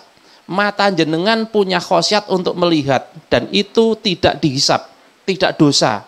Jenengan bisa melihat itu tidak dosa. Tetapi apa yang dilihat itu yang dosa. Dosa atau berpahala ya. Dua-duanya bisa punya potensi. Semua itu, semua khosyat itu memiliki potensi baik atau potensi buruk. Kembali ke api. Api memiliki potensi baik, memiliki potensi buruk. Nggih bakar masjid ya potensi buruk. Nggih masakan terus kemudian digawa ning kene dadi sedekah nggih kanca-kanca ya menjadi baik, potensinya menjadi baik. Mata kita digunakan untuk membaca Al-Qur'an, delok huruf-huruf Al-Qur'an ya baik. Mata kita digunakan untuk melihat aurat ya buruk. Jadi yang salah bukan matanya, tetapi kita dalam memanfaatkan mata itu dengan cara apa? Kita memanfaatkan api itu dalam rangka apa? Dan mari kita lihat, manusia itu memiliki khosyat yang sangat lengkap. Tubuh manusia, di dalam diri tidak hanya tubuh. Seluruh diri kita itu memiliki khosyat yang luar biasa lengkap, yang tidak ada di makhluk-makhluk lain. Kalau benda mati, misalnya batu, kemudian api dan lain sebagainya, ya paling khosyatnya 2 atau 3. Tetapi kalau makhluk hidup, itu nanti khosyatnya lebih banyak. Tumbuhan itu lebih banyak. Tapi makhluk hidup bernyawa, kayak manusia dan binatang, itu memiliki khosyat yang lebih banyak lagi. Makhluk bernyawa dan berakal manusia, nanti khosyatnya lebih banyak lagi. Nah mari kita lihat manusia, khosyat-khosyat yang ada pada manusia. Manusia itu secara qadarullah memiliki akal dan memiliki nafs. Ini pikiran, ini gampangnya sisi jiwanya. Gampangnya jiwanya. Tetapi nanti sebenarnya tidak sekedar jiwa, ada badaninya. Tetapi berbeda dengan akal. Di dalam nafs ini ada hajatul udwiyah, kebutuhan jasmani. Dan itu qadar. Di dalam badan kita memiliki sebuah khosyat di dalam perut kita, memiliki sebuah khosyat kalau tidak ada makanan di dalam lambung kita, kita merasa lapar, itu khosyat. Khosyat dari lambung kita. Kita kalau sudah berjam-jam tidak istirahat, 12 jam tidak beristirahat, itu ngantuk, itu khosyat. Kebutuhan-kebutuhan hidup, kebutuhan-kebutuhan jasmani itu termasuk dari khosyat manusia. Misalnya makan, tidur, buang air, nun sewu. Buang air itu termasuk hajatul udwiyah, kebutuhan hidup. Kemudian di samping hajatul udwiyah, secara nafsiyah itu ada ghorois. Ghorois itu bentuk jamak dari ghorizah, yang artinya naluri. Kalau ghorois berarti naluri, kata ghorizah naluri satu. Kalau hajatul udwiyah itu sifatnya physically, kalau ghorois itu sifatnya naluri. Kadang ora wujud fisik. Salah satu dari ghorois yaitu ghorizatul baqo. Naluri mempertahankan diri. Contoh, jenengan di sebuah gang sempit ditodong pisau oleh seseorang. Kira-kira jenengan akan menyerahkan perut panjenengan atau akan lari? Lari. Semua orang akan lari atau melawan atau teriak atau apapun. Yang penting apa? Menyelamatkan diri. Karena apa? Karena manusia memiliki naluri mempertahankan diri. Ghorizatul baqo. Semua manusia punya itu. Sunatullahnya begitu. Dan itu kondisi ekstrim ketika nyawa terancam. Tetapi ghorizatul baqo juga bisa muncul tidak hanya ketika nyawa terancam. Contoh, tonggone ngedukke skupi anyar. Itu ghorizatul baqonya naik. Wah, aku ya iso. Nah, itu ghorizatul baqo itu. Ghorizatul baqo. Koncone tonggone ngedukke mobil, ghorizatul baqonya naik. Koncone omahe dicat anyar. Wah, aku ya iso. Gitu. Itu ghorizatul baqo. Oke, berikutnya. Ghorizatun nau. Horizatun nau itu naluri mempertahankan jenis. Kalau tadi kan naluri mempertahankan diri, yang ini naluri mempertahankan jenis. Bedanya apa? Kita kembali ke gang sempit tadi. Yang ditodong bukan jenengan, tapi anak jenengan atau istri jenengan. Kira-kira jenengan akan menyelamatkan atau tidak? Tetap menyelamatkan kan? Padahal bukan diri sendiri. Kenapa? Karena manusia juga punya naluri untuk mempertahankan jenisnya. Tidak hanya mempertahankan diri. Jangankan istri dan anak, jenengan di jalan mengendarai motor atau naik mobil, di pinggir jalan lihat orang kecelakaan, jenengan punya naluri untuk berhenti dan menyelamatkan. Minimal punya naluri itu, walau kadang-kadang, waduh kesusu, kadang-kadang seperti itu. Tapi naluri itu ada, naluri untuk menyelamatkan itu ada. Jenengan lihat orang tenggelam, punya naluri untuk menyelamatkan dia. Kenapa? Karena setiap manusia punya gorizatun nau, naluri mempertahankan jenis. Dan yang tertinggi dari gorizatun nau, naluri mempertahankan jenis, adalah naluri mempertahankan kelestarian hidup manusia. Piye carane men manusia itu ora punah. Itu salah satu bentuknya. Kenapa? Kalau Allah tidak tanamkan naluri mempertahankan jenis, naluri mempertahankan kelestarian manusia, ya manusia wis punah biyen-biyen gitu. Bentuknya apa? Penampakan dari naluri mempertahankan kelestarian manusia itu bentuknya apa? Tertarik kepada lawan jenis. Itu penampakannya. Jadi jenengan tertarik kepada wanita itu sudah naluriah. Wanita tertarik kepada laki-laki itu sudah naluriah. Nek laki-laki tertarik pada laki-laki yaitu sing ambyar. Itu bukan naluri itu. Itu wis bisikan setan wis jelas. Atau wanita tertarik pada wanita itu jelas. Ya naluriahnya apa? Laki-laki tertarik kepada perempuan. Perempuan tertarik kepada laki-laki. Dengan begitu apa? Setelah tertarik terjadi nuwun sewu hubungan, kemudian muncul keturunan kan begitu. Maka akhirnya dia tidak punah, akhirnya manusia tidak punah. Itu salah satu bentuk horizatun nau yang tertinggi, yaitu mempertahankan jenis. Dalam penampakannya apa? Tertarik kepada lawan jenis. Kemudian gorizatut tadayun, naluri untuk mengagungkan sesuatu. Setiap orang punya naluri untuk mengagungkan sesuatu. Kenapa? Karena dia sadar bahwa dirinya lemah. Kemarin ada apa? Gunung Semeru ya, meletus itu. Itu orang itu ketika melihat awan panas gulung-gulung segede itu pasti merasa ya Allah aku lemah sekali, maka teriaknya Allahu Akbar gitu pasti. Pasti gitu, bukan yang lain. Apa gitu? Bukan yang lain. Pasti Allahu Akbar. Kenapa? Ya Allah Maha Besar. Walaupun kadang-kadang dalam perwujudannya ya macam-macam. Karena takut itu kan, takut apa? Kena ledakan gunung berapi, karena akidahnya salah.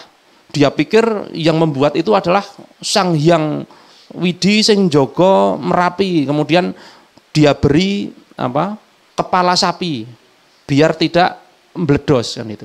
Itu kan bentuk naluri untuk mengagungkan sesuatu. Cuma sesuatunya keliru gitu. Nah, Islam itu nanti datang untuk meluruskan itu. Meluruskan naluri-naluri itu. Baik, kita lanjutkan. Nanti baik hajatul utwiyah atau gorois ini dia menuntut pemenuhan. Maka dia melahirkan perasaan-perasaan. Misalnya kebutuhan makan minum ini melahirkan rasa lapar. Kebutuhan akan tidur melahirkan rasa ngantuk. Kebutuhan akan buang air melahirkan perasaan kebelet dan lain sebagainya. Naluri bakok, naluri mempertahankan diri memunculkan perasaan pengen sugih. Naluri mempertahankan jenis menimbulkan perasaan seneng ro wong wedok, jatuh cinta. Nah, itu munculnya dari sini. Horizatut tadayun menimbulkan perasaan pengen beribadah. Manusia secara naluriah punya naluri untuk beribadah. Semua itu menjadi perasaan-perasaan. Ini menuntut dipenuhi, ini menuntut dipenuhi. Kalau ini wajib dipenuhi, harus dipenuhi. Kalau tidak dipenuhi, resikonya apa? Mati. Orang nggak makan selama 10 hari, punya rasa lapar tapi nggak dipenuhi untuk makan, 10 hari mati. Orang butuh tidur 10 hari ditahan nggak tidur, ngerti-ngerti black gitu. Atau buang air tapi nggak bisa ditahan terus, ya podo bae. Ora sambayangke Mas. Sementara kalau ini, naluri-naluri ini juga meminta dipenuhi, tetapi kalaupun tidak dipenuhi, tidak mengantarkan manusia kepada kematian. Hanya kepada keresahan, kegalauan. Koncone wis do nikah, urung nikah, galau. Koncone bisa beli motor, nggak bisa beli motor, galau. Menimbulkan perasaan galau. Temennya subuh-subuh ke masjid, sholat malam, subuhan, dia nggak punya, galau. Makanya nyari boneka arwah, kan begitu. Oh serius, itu muncul dari perasaan itu, karena tidak dipenuhi dengan benar.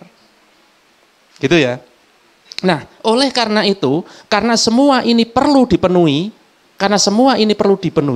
maka dia akan mewujud di dalam perbuatan, dan perbuatan itu pasti dikendalikan oleh pemahaman. Pemahaman yang bertemu dengan perasaan ini melahirkan perilaku. Maka orang yang akalnya berisi pemahaman sekuler misalnya, akalnya berisi pemahaman kafir misalnya, maka dalam memenuhi kebutuhan nauk misalnya, ayo asal aja. Wah, yang penting ini kan tubuh-tubuhku, hak asasi manusia lah, akalnya isinya hak asasi manusia. Maka ketika memenuhi gorizatun nauk, dia sak geleme dhewe, ini hakku, kan begitu. Beda ketika akalnya itu berisi akidah Islam. Ketika gorizatun nauknya mendorong dia untuk tertarik kepada wanita, kemudian dikonfirmasi, wah nek tertarik karo wanita iki kudune piye? Ya kudune dihitbah, bar dihitbah dinikah. Kan begitu. Nah, ini dikendalikan oleh ini. Oke? Nah, kembali ke qadar tadi. Ini semua ini qadar. Qadar ketetapannya Allah terhadap manusia. Bahwa manusia ditetapkan oleh Allah memiliki hajatul udhiyah dan memiliki gorois. Dan qadar itu sifatnya netral. Maka naluri terhadap wanita itu baik atau buruk? Netral. Kadang ini netral kok. Nggak jauh baik. Netral. Bisa baik, bisa buruk. Kalau diarahkan kepada jalan yang benar, menikah dan lain sebagainya, maka jadi baik. Diarahkan pada perzinahan, maka menjadi buruk. Ghorizatul baqa, naluri pengen sugih, baik atau buruk? Netral. Kadang ini netral. Menjadi baik ketika cara mencarinya benar, tidak haram, kemudian disalurkan untuk jalan yang benar, maka naluri ghorizatul baqa kayanya menjadi jalan kebaikan. Tetapi lenggolek waton kabeh digasak, setelah dapat nggih maksiat, maka ghorizatul baqa terhadap hartanya mengantarkan dia kepada keburukan. Inilah yang kemudian disebut dorongan diri. Dorongan itu hawa, nafs, jiwa. Dorongan jiwa, hawa, nafs. Maka jangan sering dengar hawa nafsu itu ini. Maka hawa nafsu itu ya hawa nafsu makan, hawa nafsu kepada wanita, hawa nafsu kepada harta. Gitu. Jadi sampai di sini hawa nafsu itu baik atau buruk? Netral, kan begitu. Loh sekarang bayangkan, nek hawa nafsu itu buruk Pak. Jenengan orang duwe hawa nafsu berupa tertarik kepada lawan jenis, punah kok jenengan. Iya kan begitu. Jenengan tidak punya hawa orasah ini ya. Jenengan tidak punya hawa nafsu makan. Wah ngerti-ngerti, wah wes black gitu aja. Kan begitu. Jadi hawa nafsu itu sebenarnya apa? Mekanisme yang Allah tanamkan di dalam diri setiap manusia agar dia bertahan hidup, agar dia terus tetap hidup. Tetapi di dalam rangka memenuhi dorongan jiwa itu, memenuhi hawa nafsu itu, ora sembarangan, harus dikendalikan oleh akal. Makanya di awal itu saya ceritakan, manusia itu bisa lebih mulia dari malaikat dan bisa lebih hina dari binatang. Lebih mulia dari malaikat ketika memenuhi hawa nafsunya dengan panduan akal yang berisi akidah Islam. Kenapa lebih mulia dari malaikat? Lah malaikat nggak dikasih ini Pak. Wajar saja kalau dia kemudian lurus-lurus saja nggak dikasih ini. Manusia dikasih ini, tetapi bisa selurus malaikat. Oh lebih mulia dari malaikat. Maka malaikat pun diperintahkan untuk sujud kepada Adam. Gitu loh. Urut-urutannya itu gitu. Tetapi di saat yang sama manusia bisa lebih rendah dari binatang. Kenapa? Manusia dan binatang sama-sama diberi hawa nafsu. Binatang itu juga punya ghorizatul baqo. Coba jenengan nyerang monyet, oh serang genti. Nyerang asu, diserang genti gitu. Dia juga punya ghorizatul nau, dia juga punya, nggak tahu nek ghorizatul tadayun, duwe raya aku nggak tahu. Punya apa? Hajatul ulfiyah, makan, tidur dan lain sebagainya. Manusia juga punya. Bedone apa? Manusia memenuhi semua ini dengan panduan akal yang berisi akidah Islam. Nek binatang terserah dia. Karena apa? Binatang tidak diberi akal memang sama Allah. Maka nggak ada halal haram bagi binatang, itu nggak ada.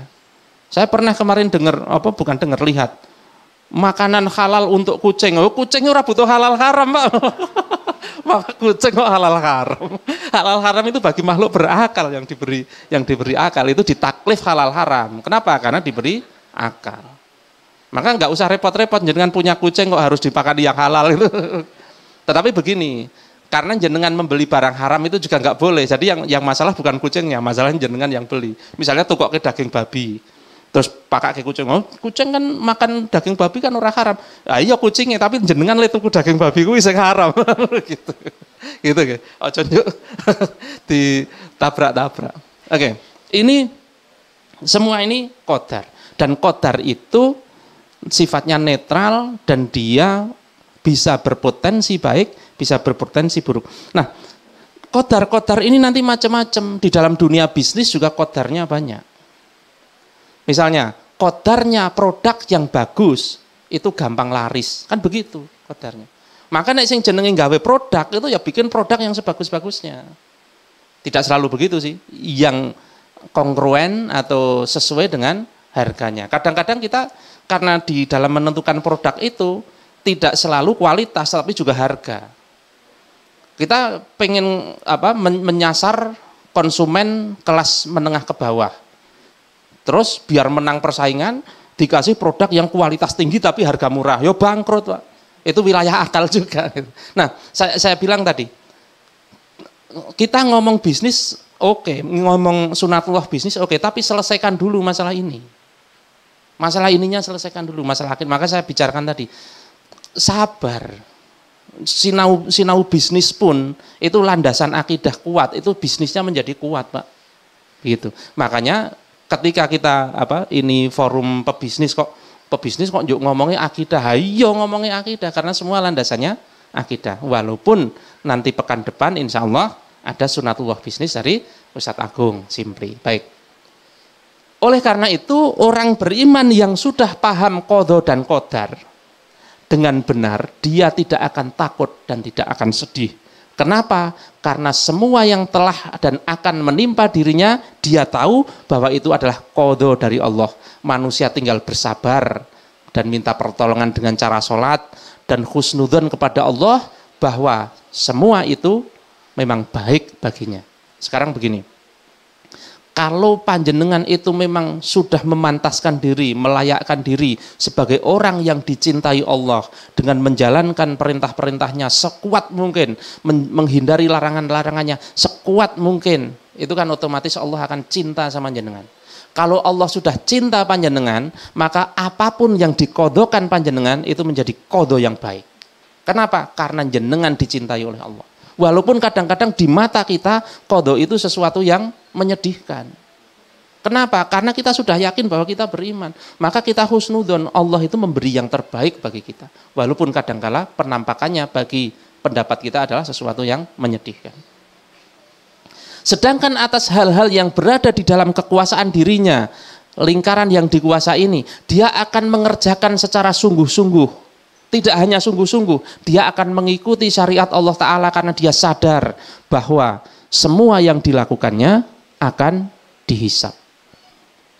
Maka dengan seperti ini, tidak ada lagi alasan bagi orang beriman yang sudah beramal soleh untuk sedih atas qadha-qadha yang Allah berikan, untuk takut atas apa-apa qadha yang bakal Allah timpakan kepadanya. Dia tahu benar semua itu baik baginya. Hanya bagaimana dia mengkonversi itu jadi kebaikan dan bagaimana dia memaksimalkan wilayah-wilayah yang memang Allah kehendaki di dalam kekuasaan kita, kita maksimalkan, kita sesuaikan dengan syariat Allah Ta'ala. Kemudian kita akan kembali kepada Allah sebagai manusia yang dicintai Allah, dan kemudian Allah membalasnya dengan surga.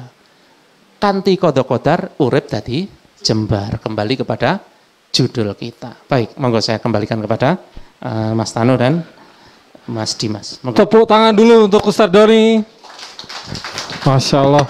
Saya pengen tahu yang tadi kelihatan itu banyak yang motret slide-nya Ustadz Doni.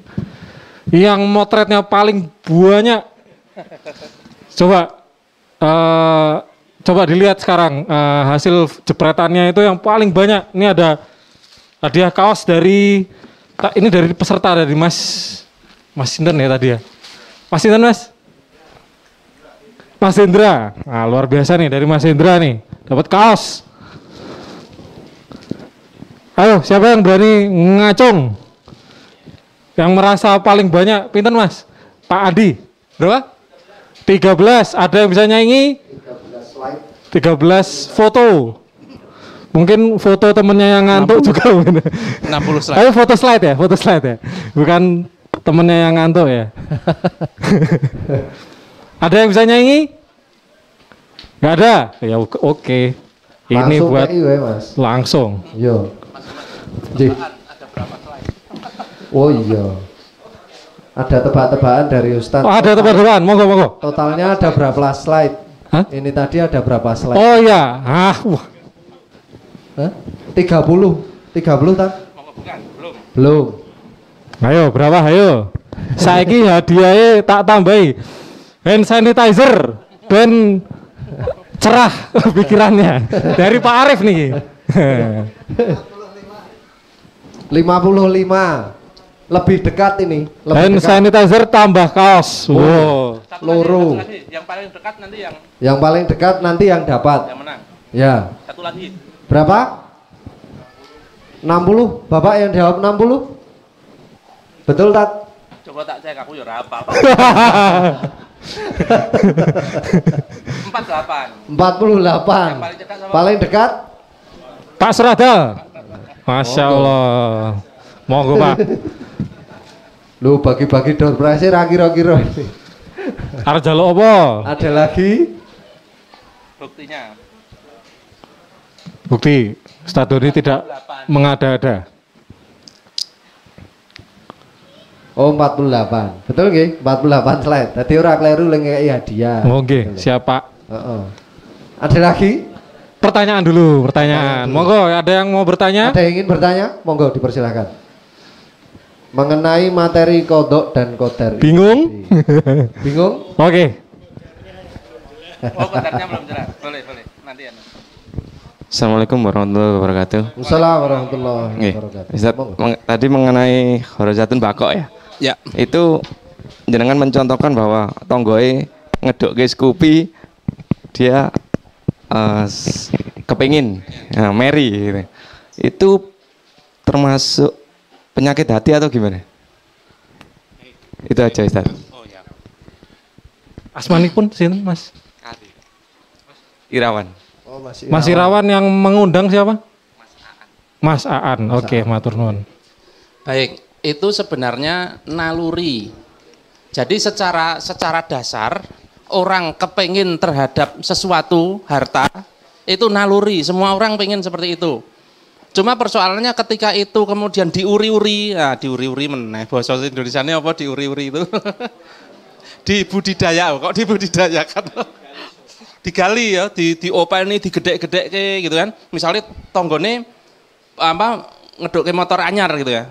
Sementara motornya kita wis GTO tahun 80 motorku gitu. Gitu curhat. GTO tahun 80 gitu kan. Terus ya biasa, wajar, namanya pengen itu wajar. Tetapi kemudian disadari, oh ya wis masing-masing punya rezeki. Kan gitu. Lah kemudian menjadi penyakit hati itu ketika diuri-uri tadi. Wow, kae paling ya gurle kredit, nah misalnya gitu kan. Wow, duitnya bayar kredit ya saka ora genah misalnya gitu. Itu diopeni.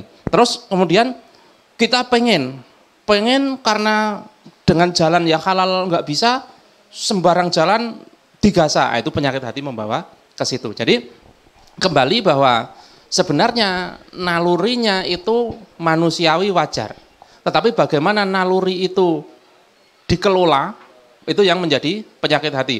Dan nanti setan itu kan dalam bentuk jin dan buzzer. Dalam bentuk jin dan manusia. Dalam bentuk jin dan buzzer. Dalam bentuk jin dan manusia. Nah, setan yang dalam bentuk jin, itu kan, namanya jin kan makhluk gaib kan, bisa langsung membisiki ke dalam dada manusia. Nah, melalui potensi Rizah tadi, dia akan membisikkan, yaitu mengolah potensi gorizah tadi sebagai sesuatu yang mengarah kepada keburukan. Cuma lagi-lagi apa? Setan itu cuma ngajak, cuma membisiki, woi kayak gini loh, kayak gini loh. Tapi kitanya ngatot atau enggak? Nah itu kan kembali kepada kita. Ya gitu nggih. Baik. Monggo Mas Tanu. Oh ini ada pertanyaan lagi, monggo silakan Pak. Ini saya Ustaz. Tadi untuk yang nafsiyah turunannya banyak sekali, tapi yang untuk akliyah urutan turunannya kemana? Maaf boleh di baik, siap. Sedikit diulas, makasih Ustaz. Yang akliyah. Siap, baik. Akliyah itu adalah bagaimana proses akal bekerja. Dapus Mas Tanu. Mas Tanu dihapus ke Ustad, mosok Ustad pun ngapus. Wah. Baik, jadi begini. Akliyah itu bisa bekerja karena ada beberapa faktor. Yang pertama, akal bekerja karena ada fakta terindra. Kalau tidak ada fakta terindra, dia tidak bisa bekerja. Akal tidak bisa bekerja. Misalnya, yang dulu ketika Thoriqul Iman yang awal, di tangan kanan Doni ada handphone berwarna merah, itu kan karena ada faktanya terus jenengan bisa berpikir kan. Tapi kalau saya katakan di tangan kanan Doni ada tombak baru kelinting yang berhulu ledak nuklir tanpa reaktor misalnya gitu, itu kan kok guyu tuh. Itu kan nggak ada faktanya gitu. Maka kalaupun jenengan berpikir itu sebenarnya bukan berpikir, itu cuma ngalamun. Makanya tombak baru kelinting yang reaktor nuklir tanpa reaktor itu hanya lamunan, nggak ada faktanya begitu. Yang kedua, harus ada indera. Indera apa? Indera yang bisa mencerap fakta ini. Maka orang yang tidak punya indera itu tidak bisa berpikir. Orang yang inderanya tidak lengkap, panca indera kan mata, penglihatan, telinga, pendengaran, hidung, penciuman, pembau, lidah, pengecap, dan kulit, peraba. Di antara pancara indera itu, di antara 5 indera itu, yang utama adalah 2 indera, penglihatan dan pendengaran. Makanya Allah sebutkan berkali-kali, aku akan menguji dia, maka aku beri dia penglihatan dan pendengaran. Karena penglihatan dan pendengaran itu bagian dari elemen yang memungkinkan seseorang untuk mengaktifkan akalnya. Maka orang yang buta sejak lahir, itu akalnya pasti tidak sesempurna orang yang bisa melihat sejak lahir. Orang yang tuli sejak lahir, maka akalnya juga tidak sesempurna orang yang tidak tuli sejak lahir. Nanti orang yang tuli pasti dewasanya itu bisu, nggak bisa ngomong dia, nggak pernah mendengar. Orang jenengan bisa ngomong itu kan karena dengar dari orang tua, dengar dari orang lain, kemudian berusaha menirukan, terjadi berulang-ulang terus. Nah sekarang kalau yang didengar cuma ngek kan juga nirunya kan juga kan begitu kan. Memang begitu, ini begitu, prosesnya begitu. Maka harus ada indera. Kemudian yang ketiga adalah otak. Indra itu sebenarnya kan tidak melakukan apapun. Ketika jenengan melihat handphone tadi, itu sebenarnya mata panjenengan itu cuma menangkap bayangan saja. Tetapi bayangan itu tidak hanya berhenti di mata. Dari mata ditangkap oleh urat saraf, kemudian saraf itu dikirim ke otak, nanti di otak inilah diolah. Nah, di otak ini ditemukan dengan maklumat asabikoh.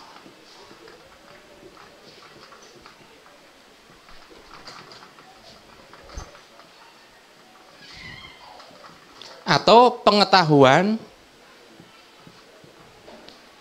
terdahulu. Maksudnya begini, ketika saya katakan di tangan kanan Doni ada handphone berwarna merah, di kepala jenengan itu sudah ada maklumat dulu bahwa yang seperti ini namanya handphone, bahwa yang ini namanya merah, bahwa ini namanya kanan, itu maklumat asabikoh. Maka jenengan bisa berpikir bahwa apa yang saya katakan itu benar, itu namanya maklumat asabikoh. Makanya manusia bisa berpikir itu karena Allah beri maklumat asabikoh, wa adama asma'akullaha. Karena apa? Dan Allah beritahukan kepada Adam nama-nama semuanya. Makanya dia bisa berpikir karena diberi ini. Surat Al-Baqarah ayat 31. Inilah proses kerja akal. Nah, nanti dengan fakta terindra berupa alam semesta, manusia dan kehidupan yang bersifat terbatas, itu kan terindra. Kemudian dimasukkan ke dalam otak, kemudian di dalam otak dikaitkan dengan pengetahuan-pengetahuan terdahulu sampai kita punya kesimpulan bahwa Tuhan itu ada. Itu materi kita kemarin. Kita kemarin itu kan sedang mengolah akal sebenarnya. Cuma belum tak terangkan mekanismenya bagaimana. Cuma kita sudah praktek menggunakan akal. Bagaimana membuktikan Allah itu benar-benar ada.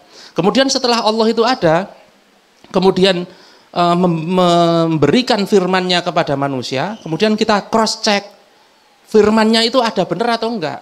Faktanya ada, mushaf Al-Quran di depan mata terindra itu ada. Kemudian kita ada faktanya berupa Al-Quran, mushaf Al-Quran, kita punya indra, bisa mengindra secara penglihatan huruf maupun secara pendengaran bunyi, kemudian masuk ke dalam otak kita, kemudian di pikiran kita ada maklumat-maklumat asabikoh. Kemudian ketika ada ayat wa in kuntum fi raibim mimma nazzala ala abdina fa'tu bi suratin dan lain sebagainya. Akhirnya kemudian kita yakin bahwa Al-Qur'an itu datang dari Allah. Kemudian akal kita dengan segala maklumat, dengan segala fakta terindra dan lain sebagainya, memahami Al-Qur'an dan memahami fakta, memahami ayat kauliyah berupa Al-Qur'an dan memahami ayat kauniyah berupa alam semesta, kemudian kita mendapat sebuah kesimpulan akidah Islam yang mengatakan bahwa hidup kita ini terbatas, nanti mati, setelah mati kemudian ada hari akhirat dan lain sebagainya. Itulah yang kemudian posisinya di sini. Nah, posisinya di sini.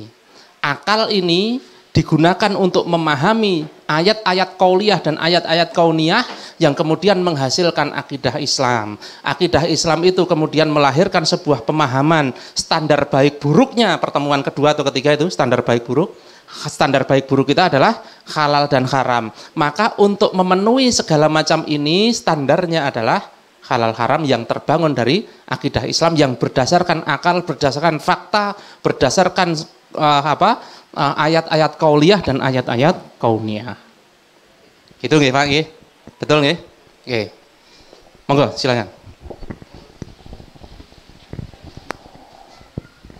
Bismillahirrahmanirrahim. Assalamualaikum warahmatullahi wabarakatuh. Waalaikumsalam warahmatullahi wabarakatuh. Ya, nama saya Bagus.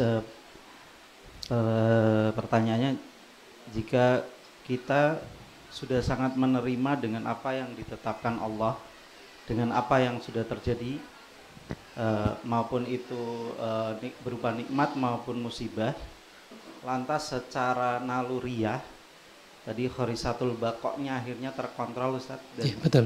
Tapi cenderung lebih memilih menahan diri terhadap hal-hal yang di lingkungan sekitar itu cenderung memancing dia untuk melakukan yang tidak terkontrol. Bagaimana menurut Ustadz? Karena kecenderungannya itu nanti pada perilaku santai atau woles saja gitu. Menurut Ustadz gimana? Baik. Assalamualaikum warahmatullahi wabarakatuh. Baik. Waalaikumsalam warahmatullahi wabarakatuh. Nah, sebenarnya itu sudah terjawab juga di qadha qadar tadi. Karena di konsep qadha tadi. Karena di konsep qadha itu juga ada area yang dikuasai manusia dan itu dihisab sebenarnya.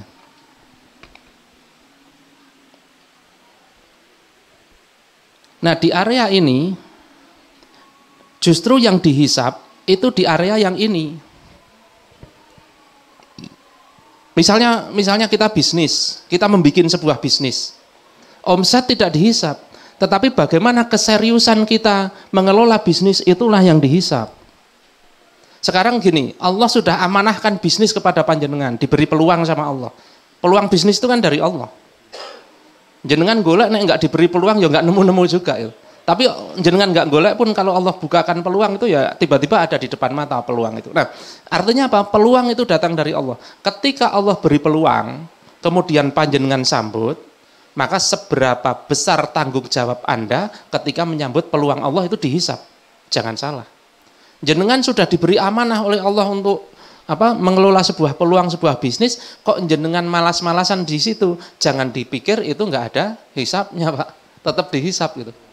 Makanya begini, di dalam hal mencari rezeki, itu kan yang dinilai kan bukan rezekinya. Bukan rezekinya. Karena apa? Rezeki itu di area yang dikuasai. Ada yang menguasai, area qadha. Sementara ikhtiarnya itulah yang akan dihisap.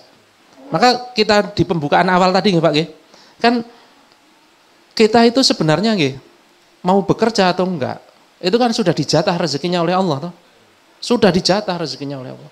Tetapi persoalannya begini, kalau kita santai-santai saja, tidak melakukan apa-apa, kemudian tetap mendapatkan rezeki, itu kira-kira dapat pahala atau enggak? Ya enggak. Enggak, sama sekali enggak. Justru bisa jadi dosa kalau dia seorang laki-laki. Karena memang bagi laki-laki itu kewajibannya apa? Mencari nafkah untuk keluarga, untuk anak istri. Dan itu wajib. Wajib. Maka bagi laki-laki obah bergerak untuk mewujudkan itu menjadi sebuah ibadah. Nah sekarang kalau dia pikir hanya dengan berserah diri di area ini kemudian dia tidak melakukan sesuatu, itu sebenarnya akidahnya belum sempurna.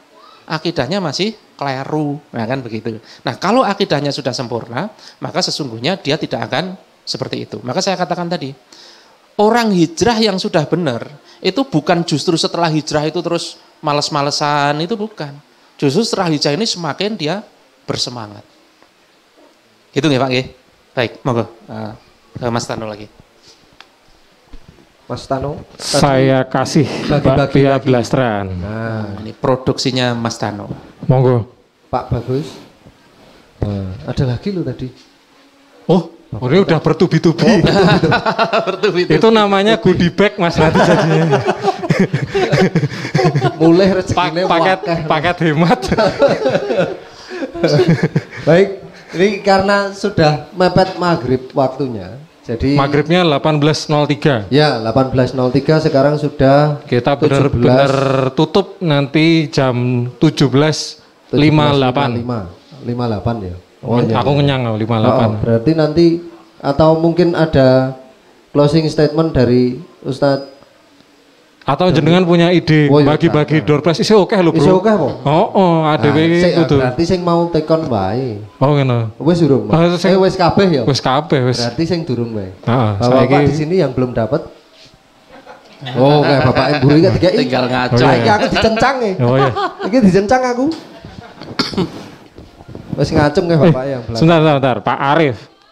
Pak Arif ini ngasih banyak, tapi makanya saya kasih banyak. Ini adalah cabe sambal dari Pak Andi. Ya. Pak Andi belakang Anda. Belakangnya itu Pak Andi belakangnya. Semoga nanti bisa kolaborasi hand Satu lagi sanitizer tadi, Mas. sama Bapak yang baju biru pakai kopiah itu juga ngacung tadi. Oh iya. Wah, itu juga. Maunya apa Pak? Loh, ditawar. Ada buku Dinar The Real Money dari Ustadz Taufik. Ya. Dinarnya Turun? yang beneran Oh, aja Mas, mau jangan itu. bukunya. Turun? Oke. Nek dinarnya nanti dulu, Pak. Memang harus obah untuk dapat dinar. Siapa lagi? Oh, kuwi burine jenengan itu. Wah. Oh, toh. Eleng Nehra. Maunya apa? Iki acara apa tuh iki? Bagi-bagi hadiah terus ini, Pak. Jan. Ini Lomo. acara besok sambil diumumkan. Pak Fat mungkin udah pernah dapat. Ini bapaknya ini mungkin. Ini deterjen cair Pak. Masya Allah. Dari sesama peserta juga itu dari Mas Adrian. Ya, Betul. Terus itu Siapa lagi? sudah? Siapa yang Itu turun? Bapak ini, Oh ya. berkopiah ini. Wah. Pak Pia dari saya aja. Mbak Bawa. Pia aku dari Mas Tano. Baik, ini juga sekaligus pengumuman Bapak-Bapak. Untuk pekan depan acaranya bareng dengan beliau, Ustadz Agung Nugroho Susanto. Beliau pemiliknya Laundry Simply Fresh. Sudah Simply ratusan Prime ya. juga. Terus kemudian Simply ada Prime. Simply Homey. Betul, itu Betul, jadi- grupnya Simply Group ya. Simply Group. namanya. Jadi insya Allah kita akan membahas lebih dalam mengenai bagaimana cara membangun bisnis dan mengelola bisnis sesuai dengan syariat. Wah, ini sing larang ini. Mungkin Ya. udah ditunggu-tunggu ya. Ini Iya. iki kok isinya meng sinau agama terus gitu. Tapi kemarin sudah betul langkahnya berarti toh. Kata Ustadz Doni tadi kan akidahnya dibenak sih. Lagi gas-gasan. benahi dulu. Baru nanti gas-gasan urusan muamalahnya. Karena TMP bisnis Ngaji, dakwah gaspol. Nah, itu Takbir. dia. Allahu Allahu Akbar. Akbar. Dan juga door prize gitu. Oke, mungkin ada closing statement dulu dari Ustadz Doni nggih, sebelum kita tutup. Monggo Ustadz. Atau ada pertanyaan terakhir? Ada pertanyaan terakhir? Pak, monggo. Pak Arif silakan Pak. Monggo, silakan. Terima kasih. Begini Ustadz, pertanyaan saya ini adalah tentang qada Allah ya, bahwasanya wajib ridho sehingga tidak akan sedih dan harus mengambil pelajaran. Pertanyaan saya, bagaimana cara kita mengajarkannya? Misalkan kepada seorang anak yang kemudian oleh Allah dia diberikan cacat sejak kecil. Pasti dia akan protes bahwa kok Allah membuat saya seperti ini. Nah, ini kira-kira bagaimana strategi pendampingnya atau orang tua untuk bisa menanamkan qada ini kepada anak yang secara akal tentu saja ini membutuhkan sebuah penjelasan sesuai dengan level yang dia miliki. Nggih, terima kasih, itu aja. Nggih. Matur nuwun Pak Arif. Jadi begini. Memang manusia untuk bisa menjadikan akidah ini sebagai pertimbangan bagi seluruh keputusan dan pemikirannya, itu memang tidak bisa mak bedunduk, bahasa Jermannya begitu. Harus melalui proses. Misalnya ya, kita diberitahu bahwa rezeki itu dalam kekuasaan Allah, qada Allah. Itu kalau belum mengalami benar ya nggak akan paham. Hanya paham secara ilmu yakin, ini seperti itu. Nanti kan ada ilmu yakin, ada ainul yakin, ada hakul yakin. Kalau ilmu yakin itu baru informasi-informasi saja. Jenengan sekolah itu ilmu yakin, ilmu yang pengetahuan yang didapat dari ilmu. Bisa jadi jenengan belum praktek. Misalnya kuliah manajemen perusahaan, tapi urung tahu ngelola perusahaan, itu namanya ilmu yakin. Kalau ainul yakin itu wis mengindra secara langsung. Soal rezeki, mungkin bagi anak-anak itu masih ilmu yakin saja soal rezeki. Tetapi bagi pebisnis itu kerasa tenan bahwa rezeki itu benar-benar datang dari Allah, benar-benar di luar kendali kita. Itu pebisnis yang benar-benar merasakan. Kalau pegawai belum terlalu, paling dapatnya sebulan sekali gitu. Kalau pebisnis itu kan bisa per detik, bahkan tidak hanya per hari, per detik gitu. Itu ainul yakin. Terus nanti kalau sudah mengalami berkali-kali kemudian mengkonfirmasi dengan akidah, dia akan sampai pada hakul yakin. Ketika sampai pada hakul yakin itu dia benar-benar mengadopsi akidah itu sebagai seluruh pemikiran dan seluruh keputusannya. Nah, kepada anak yang masih kecil, yang akalnya juga belum tentu sempurna, kan maksud bukan gila maksudnya, tapi gini, anak itu kan ada pertumbuhannya dari bayi, kemudian masih hadonah itu masih dalam pengasuhan ibu, kemudian memasuki masa mumayyiz itu bisa membedakan, gampangannya indikatornya bisa membedakan kanan dan kiri, nganggo sandal wis ora kleru kiwa tengene, itu mumayyiz. Mumayyiz itu artinya akalnya sudah mulai berkembang, tetapi belum sempurna. Nanti akil balik, nah akil balik itu sudah sempurna. Nah, kita pahami benar proses perkembangan anak. Kita mengajarkan tentang akidah qadha qadar kepada anak yang masih mumayyiz, ya tentu saja tidak dengan bahasa yang seperti ini kan begitu kan. Kalaupun kita memberitahu kepada dia dengan bahasa yang terbatas, tentu pemahaman dia terhadap konsep itu juga masih terbatas. Wajar seperti itu, nggak apa-apa, nggak masalah. Nah nanti makanya begini, menginstal ilmu ini, menginstal akidah ini itu tidak koyo laptop diinstal langsung dadi, itu enggak. Kalau menungso enggak seperti itu. Untuk menginstal sebuah akidah di dalam diri seorang muslim itu bisa jadi berkali-kali, diinstal pisan isik mental, diinstal besok lagi 20%, diinstal besok lagi 30% dan seterusnya. Setelah dia mengalami 70%, dia mengalami berulang-ulang 100% begitu. Jadi wajar kalau anak kita yang masih kecil, katakanlah difabel, cacat gitu nggih, ketika kita beritahukan bahwa ini sudah qadha Allah, mungkin dia awal-awal masih protes itu. Ya nggak apa-apa, nggak usah dimarahi juga karena dia belum mengalami secara hakul yakin. Nanti pada fasenya dia akan mengalami bahwa kecacatan dia itu pasti ada sebuah kebaikan di balik itu. Pasti nanti ada titiknya dia paham sampai seperti itu. Dan mungkin bisa juga disampaikan kepada dia bahwa hisabnya orang yang sempurna dan hisabnya orang yang cacat itu tentu saja berbeda. Itu menjadi semangat bagi dia bahwa akhirnya itu justru kayak semacam keringanan bagi dia dibanding orang-orang yang terlahir secara lengkap. Itu yang bisa saya berikan Pak Arif. Gitu nggih, matur nuwun. Langsung ditutup mungkin nih. Closing statement mungkin dari ya, closing statementnya tidak ada, bahwa intinya kita sudah bahas panjang lebar tadi. Semoga ini tidak hanya menjadi pengetahuan, tidak hanya ilmu yakin. Saya yakin panjenengan juga sudah mengalami berbagai hal, soal rezeki, soal lain-lain sebagainya, dan kemudian ini menjadi pengokoh kuat bagi panjenengan. Tidak hanya di bisnis, dalam menghadapi segala macam kehidupan. Akhirnya hidup yang tadinya sempit itu ketika kita sudah memahami Islam, akhirnya hidup kita jadi jembar. Akhirnya kemudian kita tidak dresulo, tidak kemerungsung dan lain sebagainya. Begitu matur nuwun banyak-banyak. Kalau ada ketidaksempurnaan dari apa yang saya sampaikan, salah kata, mungkin menyinggung panjenengan semua, saya mohon maaf yang sebesar-besarnya. Demi Allah mohon maaf agar forum ini benar-benar menjadi pahala bagi kita, bagi saya maupun bagi panjenengan. Kalau ada al-haq, jangan ditolak karena itu datang dari Allah. Jangan pandang saya tapi pandang Allah sang maha benarnya. Matur nuwun, billahi taufiq wal hidayah. Assalamualaikum warahmatullahi wabarakatuh. Waalaikumsalam.